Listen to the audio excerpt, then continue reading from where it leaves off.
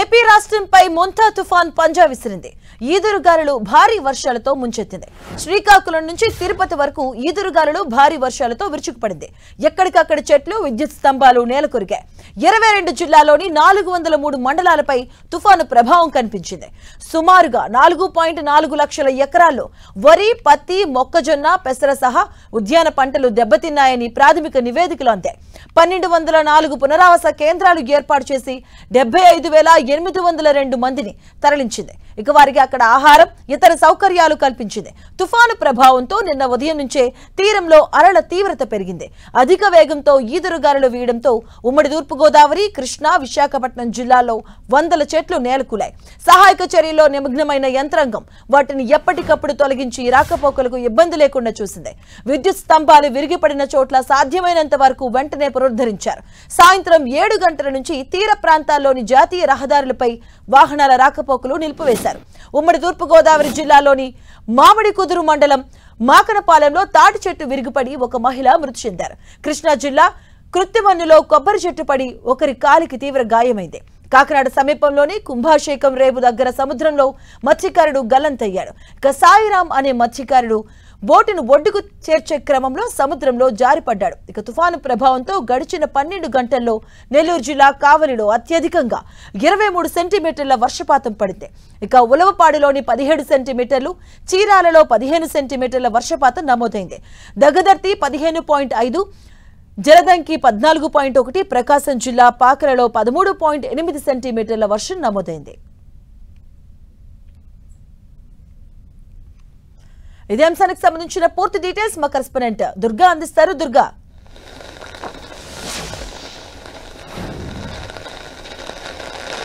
మొంతా తుఫాన్ అనేది చాలా తీవ్ర రూపం దాల్చింది. రాత్రి 11:30 నుంచి 12 గంటల మధ్యలో ఇది తీరాన్ని దాటినటువంటి పరిస్థితి. అయితే రాత్రి తీరాన్ని దాటినప్పటి నుంచి కూడా రాష్ట్ర వ్యాప్తంగా విస్తారంగా వర్షాలు కురుస్తున్నాయి.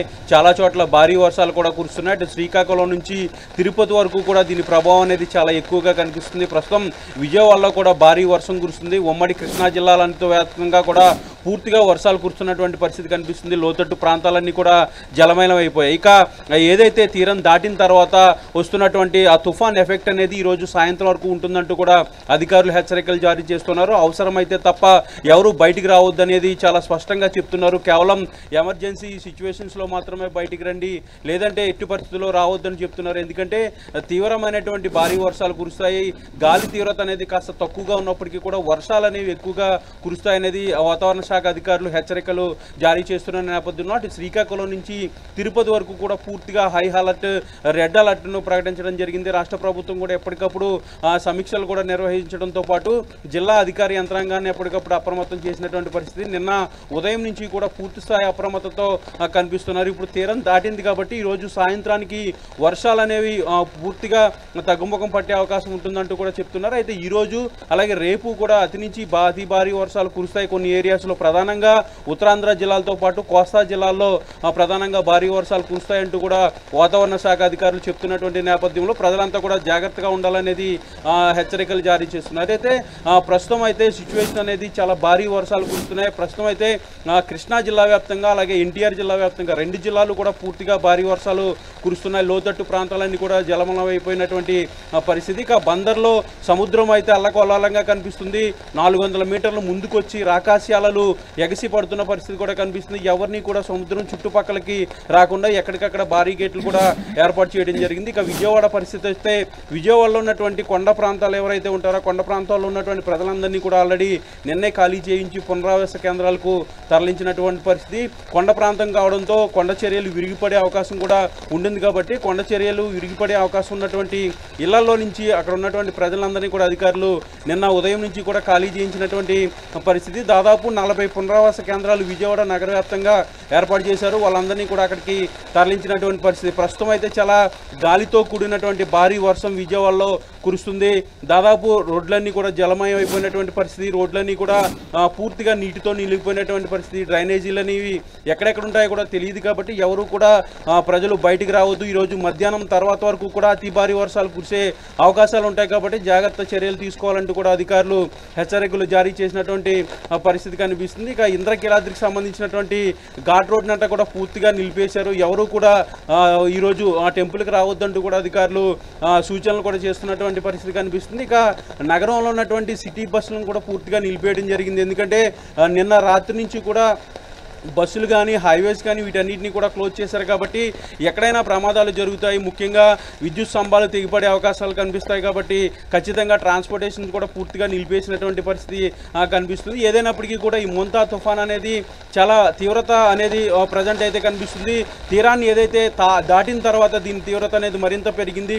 ఈదురు గాలులతో పాటు భారీ వర్షం అనేది రాష్ట్ర వ్యాప్తంగా ఉన్నటువంటి 20 జిల్లాల్లో ప్రధానంగా దీని ఎఫెక్ట్ కనిపిస్తుంది. అటు శ్రీకాకుళం నుంచి తిరుపతి వరకు కూడా భారీ నుంచి అతి భారీ వర్షాలు అయితే ప్రస్తుతం కురుస్తున్నాయి. చాలా వరకు కొన్ని చోట్ల చెట్లు నేల కురిగిపోయినటువంటి పరిస్థితి, కొన్ని ప్రాణాలు కూడా అక్కడక్కడ ముఖ్యంగా మూగజీవాలకు సంబంధించినటువంటి ఎఫెక్ట్ అయినటువంటి పరిస్థితి కనిపిస్తుంది. ఎందుకంటే కోనసీమ ప్రాంతంలో ఇది తీరాన్ని తాకింది, అక్కడే తీరాన్ని దాటింది కాబట్టి కోనసీమ ఏరియాకి సంబంధించి దీని ఎఫెక్ట్ అనేది మరి ఎక్కువగా కనిపిస్తుంది. దీంతోపాటు అటు ఉత్తరాంధ్ర జిల్లాలతో పాటు ఉమ్మడి కృష్ణా జిల్లా, గుంటూరు, నెల్లూరుతో పాటు తిరుపతి జిల్లా వరకు కూడా ఈ ఎఫెక్ట్ అనేది చాలా ఎక్కువగా కనిపిస్తుంది. దుర్గా, అంటే భారీ వర్షం నేపథ్యంలో ఐఎండీ కూడా హెచ్చరికలు జారీ చేస్తుంది, తుఫాను తీరం దాటినా ఎఫెక్ట్ ఉంటుంది అని. సో ఈ నేపథ్యంలో భారీ వర్షం నేపథ్యంలో వాగులు కానీ నదులు కానీ పొంగి పొర్లే అవకాశం ఉంది. సో అక్కడ ఎటువంటి చర్యలు చేపడుతున్నారు, అధికారులు ఎలా అలర్ట్ అవుతున్నారు?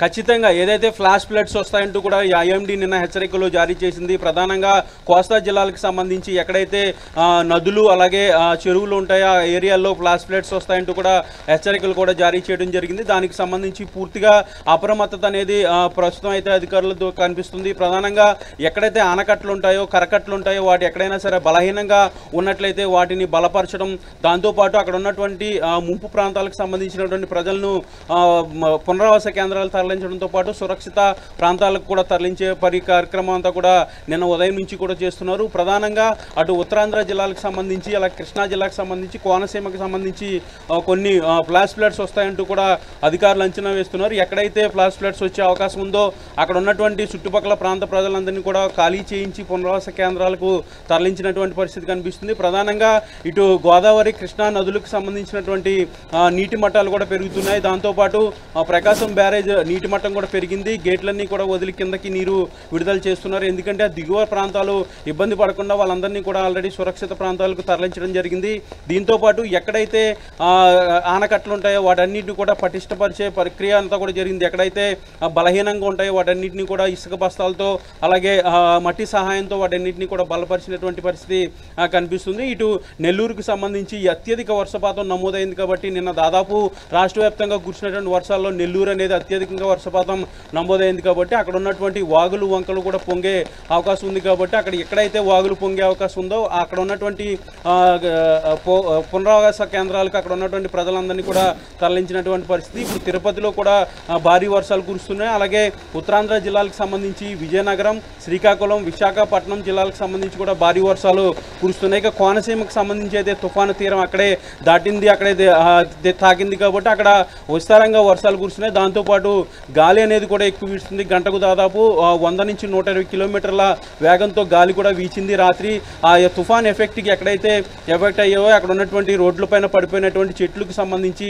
అలాగే విద్యుత్ స్తంభాలు కూడా పడిపోయినటువంటి పరిస్థితి కనిపిస్తుంది. కాబట్టి వాటన్నిటిని కూడా పునరుద్ధరించే పనులు అయితే అధికార యంత్రాంగం నిమగ్నమై ఉన్నదని మనం చెప్పొచ్చు. ప్రధానంగా వర్షం అనేది భారీగా వస్తుంది కాబట్టి సహాయక చర్యలు కాస్త ఆటంకం కలగొచ్చు. ఈరోజు మధ్యాహ్నం తర్వాత వర్షం కనుక కాస్త తగ్గుముఖం పట్టినట్లయితే సహాయక చర్యలు ప్రారంభించేందుకు అధికార యంత్రాంగం అంతా కూడా సిద్ధంగా ఉంది. ఇప్పటికే విద్యుత్ శాఖకు సంబంధించినటువంటి జనరేటర్లు, విద్యుత్ స్తంభాలకు సంబంధించి అలాగే తీగలు ఎక్కడైతే తెగిపోయాయో వాటిని వెంటనే పునరుద్ధరించే కార్యక్రమానికి సంబంధించి యాక్షన్ ప్లాన్ అంతా కూడా ఆల్రెడీ ప్రభుత్వం సిద్ధం చేస్తుంది. కాబట్టి వర్షం కనుక కాస్త తగ్గుముఖం పట్టినట్టయితే ఈ కార్యక్రమం ఈ సహాయక చర్యలన్నీ కూడా ప్రారంభం కాబోతున్నాయి. ప్రస్తుతం అయితే విజయవాడలో మనం చూస్తున్నాం, మనం నిలబడితే కూడా నిలబడలేనంత గాలి మనకి వీస్తున్నటువంటి పరిస్థితి. గాలితో పాటు భారీ వర్షం కూడా కురుస్తుంది. కనిపిస్తుంది కాబట్టి అధికారులు కూడా హెచ్చరికలు జారీ చేస్తున్నారు. ముఖ్యంగా వాతావరణ శాఖ ఈ రోజు రేపు కూడా భారీ వర్షాలు కురుస్తాయంటూ కూడా హెచ్చరికలు జారీ చేసినటువంటి నేపథ్యంలో ఈ వర్షం ఇదే విధంగా కొనసాగినట్లయితే వరద ప్రాంతాలు,